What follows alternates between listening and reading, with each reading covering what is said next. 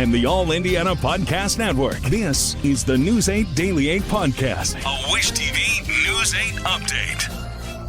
Hello, I'm Jeremy Jenkins, and this is your News 8 Daily 8 Podcast for Monday, March 3rd. This message comes from Greenlight. Ready to start talking to your kids about financial literacy?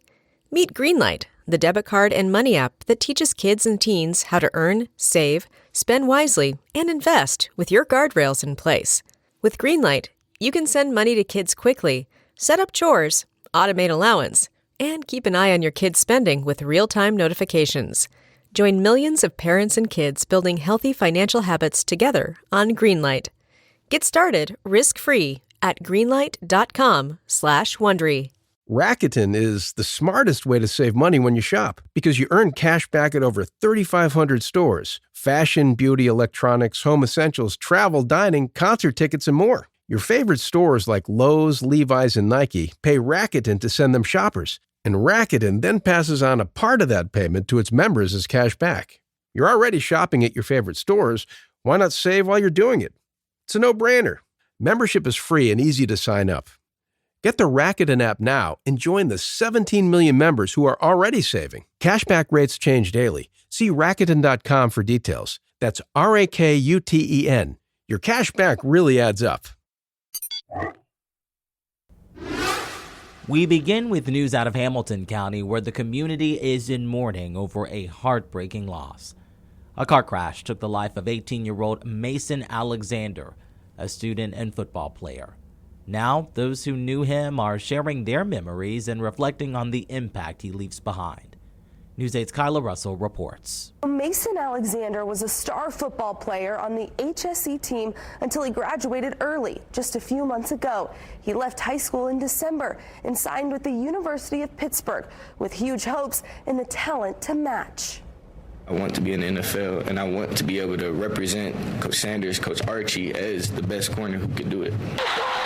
That was Mason just 4 days ago at his first press conference as a University of Pittsburgh cornerback. On Saturday night, those dreams dimmed. It's going to be tough for sure, especially on the football field, knowing that, the legacy he left. Jaden Wharton was one of Mason's football coaches and a close friend. On Saturday night, his phone rang. On the other end, words every loved one dreads. Mason was in the passenger seat of a BMW heading south near Geist Park. The driver of the BMW moved into the northbound lane to pass a car in front of it. The driver saw a car headed for it in the same lane, and to avoid a crash, they pulled to the right and hit a tree. The car caught on fire, and Mason died at the scene. Hundreds of his classmates honored him at the same scene on Sunday. Those that loved him want Mason to be remembered, not for how he died, but for how he lived. Mason was amazing. He was, any room he walked into, he's going to light it up for sure. With his smile, his presence, his energy. Mason was one of the top recruits in the country as a cornerback and a two-time All-State selection. He not only loved football, but basketball and track. The four-star football prospect spent many days at Coach Wharton's house during the season. He didn't really talk crap. He didn't, you tell him what to do and he going to do it. He was a very coachable person, respectful. And I'm a younger coach, so ever since I came here, like I said, they welcomed me with open arms. And on the field, he's just a leader, and he's a man amongst boys. I'm Kyla Russell for Wish TV. WishTV.com, or follow us on Facebook for updates. Mason's former football coach Mike Kelly is also paying tribute to Alexander. In a statement from the school district, the coach says Mason was a special young man who touched the lives of everyone he met. His smile, presence, and energy would light up every room he was in. Our hearts are heavy during this difficult time. In Hendricks County, there is no word yet on what caused a head-on crash that left a woman dead. The Hendricks County Sheriff's Office says it happened around 2 yesterday afternoon on State Road 75 near Vontress Street in Coatesville. The Sheriff's Office says a woman was driving southbound when her SUV crossed into the northbound lane and hit a pickup truck head-on. The woman later died at a hospital. Her name has not been released. The Sheriff's Office says the driver of the pickup truck had injuries that were not life-threatening. In other news, IMPD says a person they described as a suspected shooter has been released pending further investigation of a deadly shooting on Indy's north side. It happened just before 2 yesterday morning at the Nora Pines apartment. Police say a man who had been shot died at the scene. Detectives say they believe the shooter and victim knew each other, but so far, no other information has been released. Well, despite House Republicans promising $2 trillion in budget cuts, U.S. Representative Victoria Spartz of Indiana claims that Congress will not cut benefits like Medicare or Medicaid. She spoke with News 8's government reporter Garrett Bergquist for this week's episode of All Indiana Politics. Spartz was one of the last Republican holdouts on the House's version of the budget deal. That was until President Donald Trump personally called her to lobby for the bill's passage. She insists the problem for Medicare and Medicaid is hospital overbilling, not the programs themselves. Listen, we're not going to be cutting any benefits on anything. What we need to do is cut waste, fraud, and abuse. It's out of control. We need to save programs. We need to make sure that Medicaid is good for the people with disability because they're losing a lot of services. We need to make sure that our seniors get good Medicare that going bankrupt. For some reason, everyone get less services, but prices are doubling, spending per person in prices. How is that happening? Why we keep spending more and more money? More and more money, and everyone is going bankrupt. Federal government get bankrupt, and we get less and less money. Indiana is one of the worst in the country in price of health care, lowest paid doctors and nurses, and some of the worst outcomes. I mean, we have to deal with that. It's becoming money laundering operations. We have lots of Taj Mahals, money in Wall Street, a lot of executives of large monopolies, including hospitals, making a lot of money, but people are not getting healthy. That has to stop. Before I let you go, President Trump is scheduled to address a joint session of Congress on Tuesday night. What do you hope to hear from him? Listen, I think, I hope to, hear what, and I hope he can sell it to all of us, too, not just Republicans, about all of this, how he's going to be delivering the promises and mandate from the American people. We have a mandate, and I think we need to deliver. If we fail, we will have a calamity coming up. As Republic is in trouble, but I believe we have a lot of good people now working on things. I know that American people are unhappy with us, which is good things. It makes me hopeful.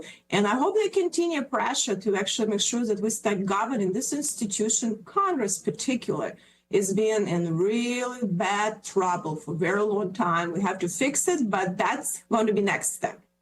You can see more interviews with your elected policymakers just like that one every Sunday morning on All Indiana Politics. It airs at 9:30 only here on Wish TV.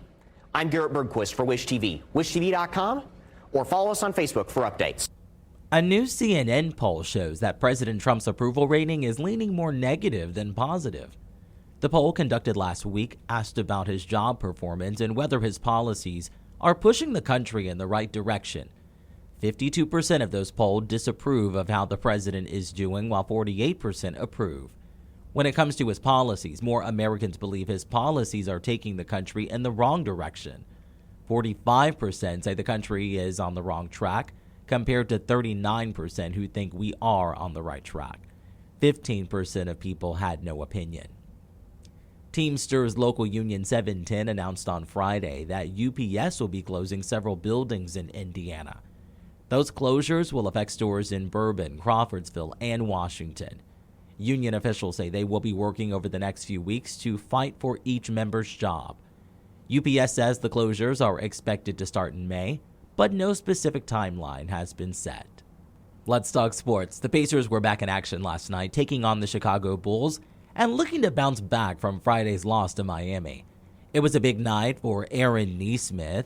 In the fourth quarter, the Pacers were up by 8 when Nesmith faked a pass, landing his third three-pointer in under a minute. He finished the game with a career-high 27 points last night. The Pacers win 127-112. Let's talk weather now. Storm Track 8 says today will be a sunny and warmer day.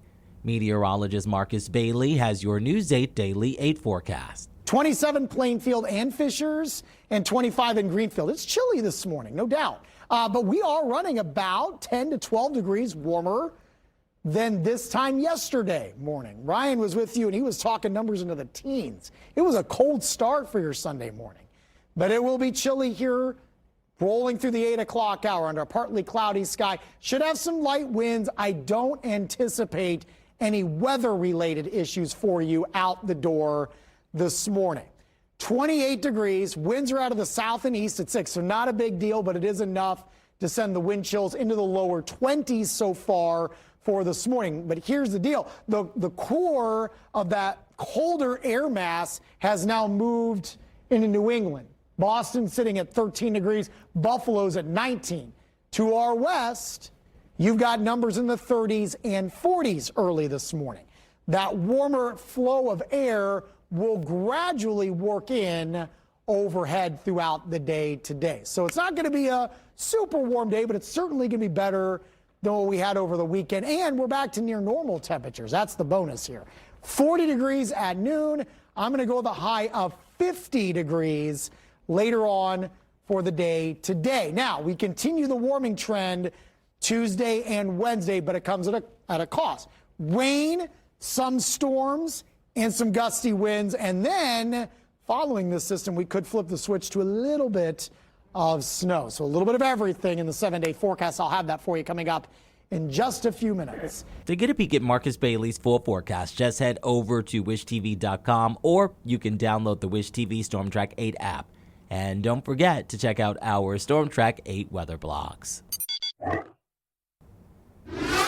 This has been your News 8 Daily 8 podcast for Monday, March 3rd. I'm Jeremy Jenkins for Wish TV, wishtv.com, or follow us on Facebook for updates. This is the News 8 Daily 8 podcast, a Wish TV News 8 update on demand. For even more, on demand and on the go, connect with Wish TV on Facebook at wishtv.com and on the free Wish TV mobile app.